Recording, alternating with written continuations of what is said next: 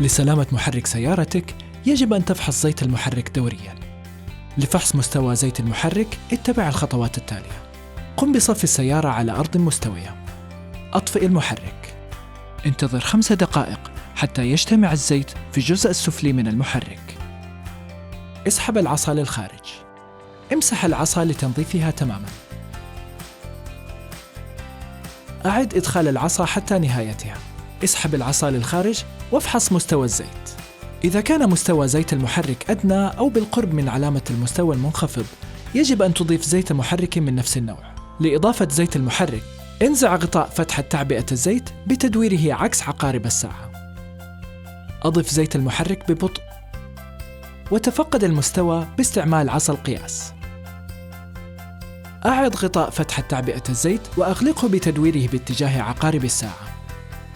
تستهلك السيارة كمية معينة من الزيت أثناء القيادة بشكل منتظم، لكن في بعض الحالات قد تحتاج إلى إعادة تعبئة في وقت أبكر من المعتاد. مثلاً إذا كان المحرك جديداً بعد شراء السيارة أو بعد استبدال المحرك، إذا استعملت زيتاً منخفض النوعية أو لزوجته غير مناسبة للمحرك، إذا قمت بالقيادة بسرعات دوران محرك عالية أو كانت السيارة معرضة لحمل زائد، إذا تركت السيارة مع كون المحرك دائراً بسرعة لا تعشيقية لمدة طويلة. لسلامتك انتبه من التنبيهات التالية عند تغيير الزيت أو إعادة تعبئته.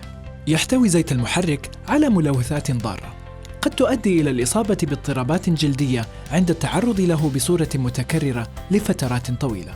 توخى الحذر عند سكب زيت المحرك لتفادي سكبه على أجزاء السيارة. تجنب تعبئة المحرك أكثر من اللازم، فذلك يعرض المحرك للضرر.